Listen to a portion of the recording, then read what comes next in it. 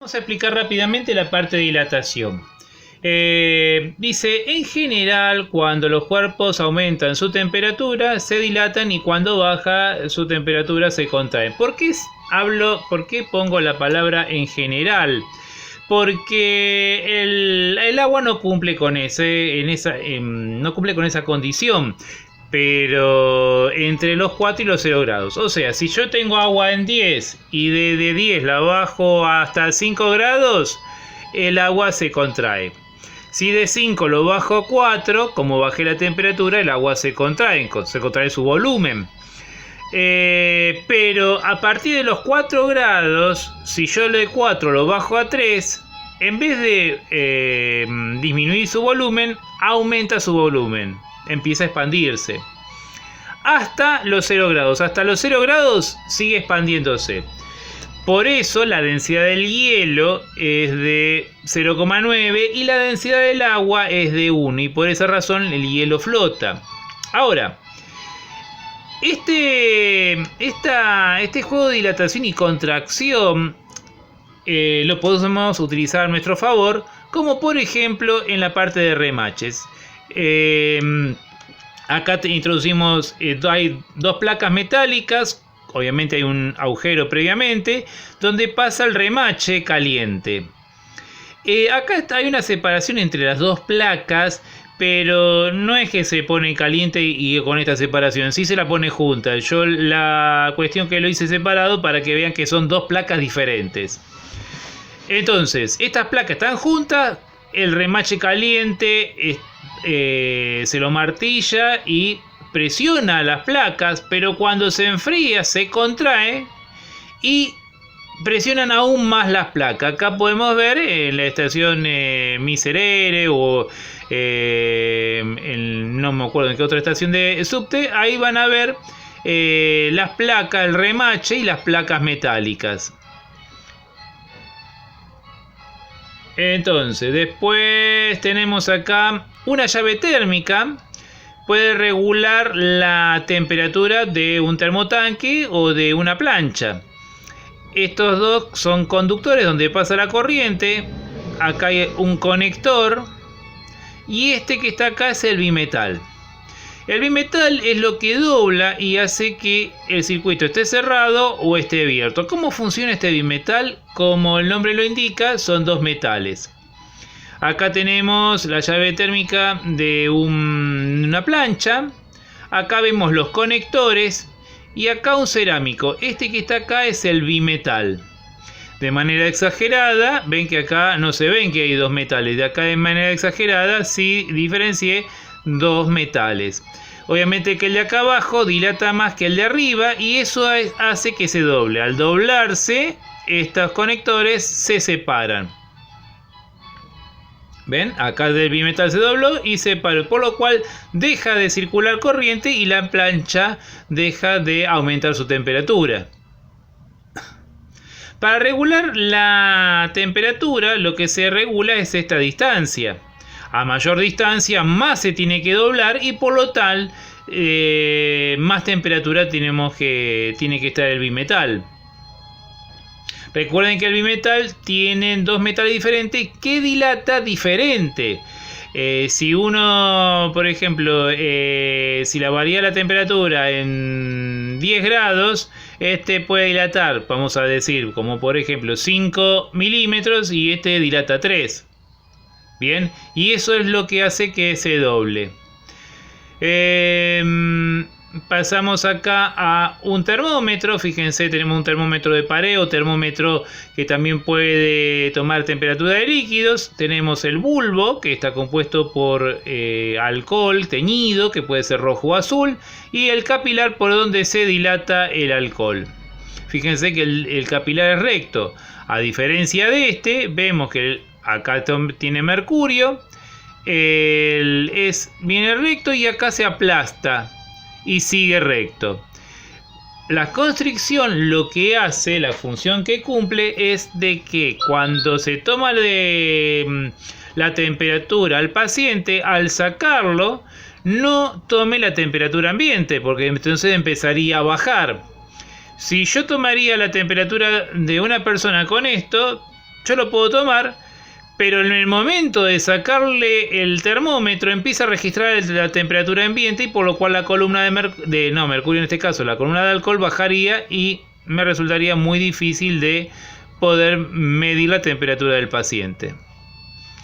Acá tenemos un reloj que se puede utilizar para horno freezer, en este caso es de horno. Esta es la parte de atrás de un freezer, pero el dispositivo es lo mismo. Tenemos un punto fijo y un punto móvil que está agarrado a un tornillo, y del otro lado del tornillo tenemos la aguja. Bien, entonces cuando o sea, imagínense que esto es muy largo, imagínense que es algo de 60, 70 centímetros. Yo no podría poner algo plano dentro de un horno de 70 centímetros para ver cuánto dilató y tomar así la temperatura. Sería muy incómodo. Entonces, ¿qué se hace? Se lo enrolla y por lo tanto de esta manera ocupa menos espacio. Observen cómo se va dilatando. Fíjense, ahí le acerqué una llama. Fíjense esta distancia, que las láminas están muy cerca unas de otras. Y fíjense acá las láminas cómo se empiezan a separar unas de otras. Entonces, como esta parte fija no se mueve, pero esta parte es móvil y comienza a moverse. Acá le indico el giro que va a tener el tornillo y por lo tanto va a mover la aguja del otro lado.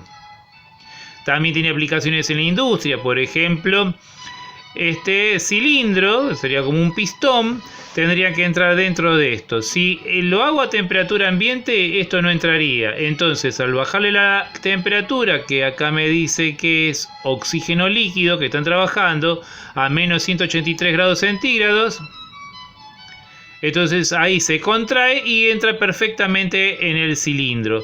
Cuando toma temperatura ambiente, esto ajusta mucho más. Cuando más ajusta, mejor, y es más rendidor el auto. Bien. Ahora, la dilatación a veces juega en contra. Los papeles que juegan en contra es en la parte en las vías. Cuando pongo un riel junto con otro, es imposible no dejarle una separación. Si yo lo tengo esto junto, al momento de dilatarse, esto se doblaría, como vemos acá en el dibujo. ¿Está? En la foto. Para evitar esto, se deja una separación entre riel y riel. Bien, entonces cuando hay un día de mucho calor se dilata, pero no se tocan. Se contraen, se dilatan y no se tocan. Para trenes a baja velocidad, imagínense, a vapor, no habría problema. Pero cuando empezó a aumentar la velocidad, esto sí trajo problemas por el ruido y por la vibración que traen. Antes en el tren se escuchaba tac, tac, tac, tac, tac, tac. Eso era cuando la rueda pasaba por esto. Imagínense si eso lo hacía, ese ruido lo hacía un tren que iba a 60 km por hora, olvídense de un tren rápido de 300 km por hora. Para evitar este problema, entonces lo que hacen es dejan un punto fijo y un punto móvil, pero ese punto móvil, ven, se va doblando y se dilata para este lado. Este que está es el otro riel, el negro, que está fijo de este lado, y otra vez se repite más adelante esto que está acá. Por lo cual la separación esta es ínfima y el tren evita ese problema. En los puentes, obviamente, al variar la temperatura en el mismo día, varía la longitud del tren. Del puente. Por lo cual, lo que se trabaja acá es con cilindros. En una documental vi que estos cilindros son de teflón, o sea, tiene una cubierta de teflón para que la fricción sea lo mínimo posible y se pueda dilatar el puente tranquilamente, dilatar y contraer con las diferencias de temperatura. Si no, lo que le pasaría, si se fijan ambos lados, lo que pasaría exactamente igual que el riel, se doblaría el puente. En los vidrios, por ejemplo, si uno tiene un vidrio común, un tubo de ensayo con vidrio común, al sacarlo del fuego y ponerlo en agua, esa diferencia de temperatura brusca lo rompería. Para eso se trabaja con tubos de ensayo de, en vez de vidrio, Pirex o de la marca Pirex, borosilicato. Pirex es una marca, es como decir plasticola. Bien. Entonces, en ese caso el Pirex no es que es más duro, sino principalmente porque dilata mucho menos, 3 veces menos que el vidrio. Bien. Por esa razón, lo que hace que el vidrio se rompa es que cuando yo lo pongo al agua, la cara interna está a una temperatura y la cara externa está a otra temperatura. Esa diferencia de temperatura tiene una diferencia de área y como es muy grande, se rompe. Eso no pasa tanto con el Pirex porque al tener 3 veces menos dilatación, es mucho menos la diferencia de área entre la cara interna y externa. Y acá observamos cómo se pone brea en la calle o en una vereda para no tener el problema de dilatación. Es igual exactamente lo mismo que pasaría en las vías. Bueno, acá los cálculos me indican, o sea, siempre los científicos van a tratar de combinar variables, o sea, tenemos que la longitud varía la temperatura, hay una variación de longitud. Siempre el científico va a tener que variar, o sea, combinar variables para que estas variables no cambien. Y exactamente, fíjense que si yo combino acá la variación de longitud con la variación de temperatura y la longitud inicial, obtengo una constante. Voy cambiando estos datos, pero esto no se modifica. Eso es muy común en física, tratar de hacer esas combinaciones. Acá tienen distintas fórmulas, bien, y de una tabla con los distintos materiales, su valor, esas constantes, que se llama coeficiente de dilatación lineal, con los distintos coeficientes de dilatación lineal.